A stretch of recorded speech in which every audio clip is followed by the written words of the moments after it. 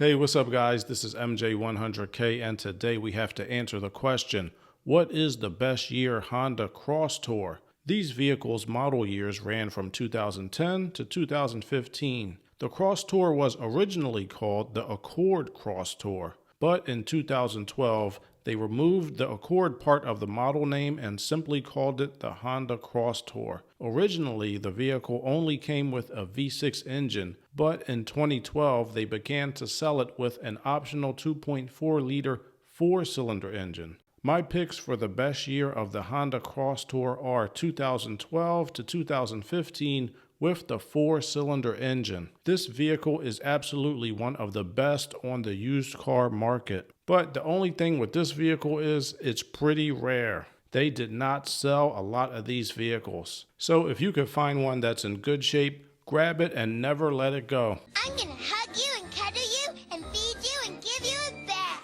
When I shop for used cars, I like to focus on the engine and the transmission, because if these things fail, they will cost the most money to fix.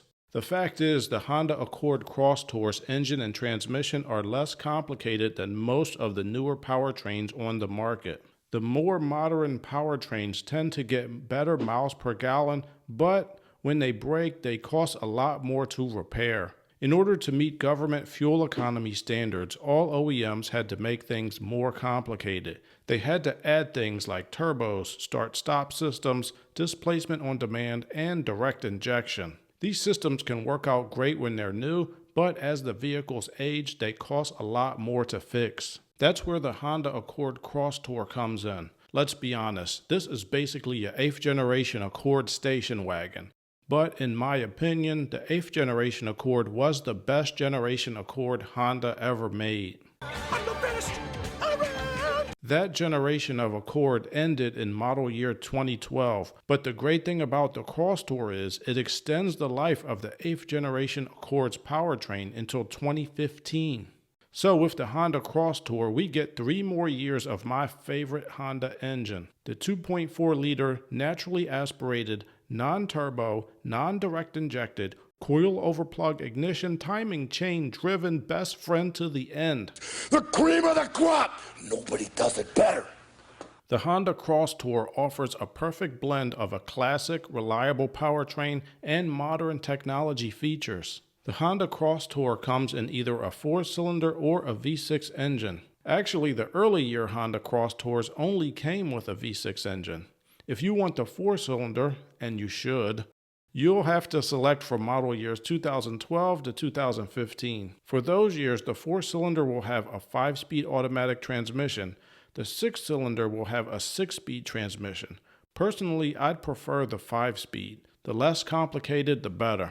If you have to choose between the 4-cylinder and the 6-cylinder engine, I strongly recommend getting the 4-cylinder engine because it has a timing chain, which doesn't need to be changed unless there's a problem. The 6-cylinder engine has a timing belt, which needs to be replaced every 60 to 100,000 miles or every 7 years. If that timing belt breaks when you're driving, so will your wallet and so will your heart. That's an interference engine, or should I say that was an interference engine, so you definitely want to try to get the 4-cylinder engine if you have a choice. Now, I remember when these cars came out and most people didn't like them at the time. Let's just say they thought they were less than attractive. How rude. Over the years, it looks like things have changed. Well, well, well. How the turntables... In 2024, many OEMs are making cars with this exact body style. So now in 2024, your decade-old Honda Crosstour will blend right in with these new and expensive cars. The best thing I like about the Honda Crosstour is you can get the 4-cylinder K-Series engine, which is known for high mileage. In fact, one 4-cylinder K-Series engine made it to 1 million miles in a Honda CR-V. Is this the original engine? Yes, yeah, absolutely. Original engine. You've not had it rebuilt? Nope. And at 1 million, this is what the odometer did. Froze at $999,999. The 5-speed transmission is also pretty strong so long as you take care of it and don't drive it around like a maniac.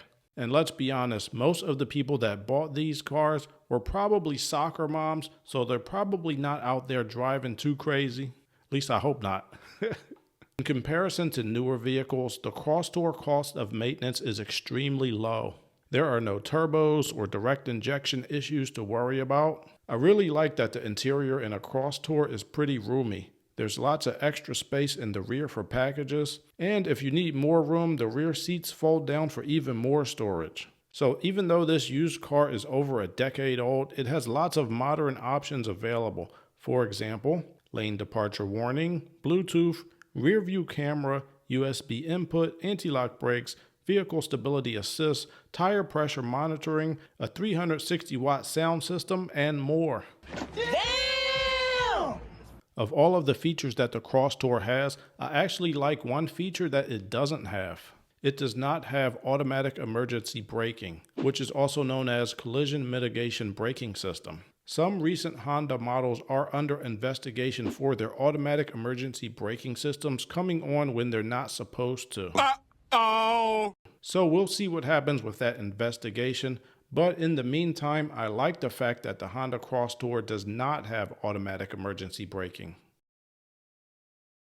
Let me do it. The Crosstour doesn't have automatic emergency braking, but it does have a feature called brake assist. But all that does is it helps the driver apply full braking force in an emergency.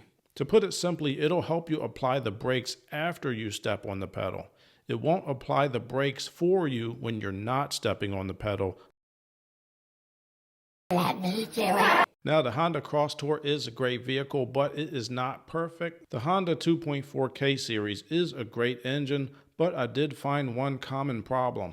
Some K series engines have been known to have a slight rattle that you can hear when you start the car in the morning when it's cold. It'll sound something like this. And one more time in case you didn't hear it. Now, there is a Honda service bulletin about this issue, and it says to replace the VTC actuator. I'll put a link in the description to the service bulletin if you'd like to read it yourself. The service bulletin says to replace the VTC actuator. However, it's been reported in the comments by people who have had this repair done that sometimes if the actuator has been rattling for long enough time, this problem can actually start to stretch the timing chain. So my advice is if you hear this rattle, it's best to replace the VTC actuator, the timing chain, and tensioner at the same time. The extra parts will cost more, but this job is labor intensive. So it's better to replace everything while you're in there. You want to use OEM parts, of course, those are going to be your best choice. So if you do it this way, once you have to fix this problem, it should stay fixed for a very long time. So even though the Honda Crosstour is a great vehicle, you still have to do your automotive nerd research. Get those nerds! Nerd! Nerd! And check the CARFAX out before you buy this or any used car. On the CARFAX, you can check the service history to make sure somebody's been taking care of it. And you want to make sure that there aren't any major accidents. And you also want to check for odometer fraud. Odometer fraud is on the rise in modern vehicles. I'll put a link in the description to a video where I show you how to check the CARFAX on most vehicles for free from the comfort of your own home. So one final tip, make sure to have a mechanic check out this or any used vehicle before you buy it, just to make sure there are no major problems. You can find a mobile mechanic in your area that will go right to the car lot and look it over for you just in case. So there you have it. The Honda Crosstour with the 4-cylinder engine is a modern day classic. If you have a Honda Crosstour, let us know your experience with it down in the comments. Also, feel free to comment if you have any questions. I try to answer as many questions as possible. So until the next used car review, thank you for tuning in and have a good one.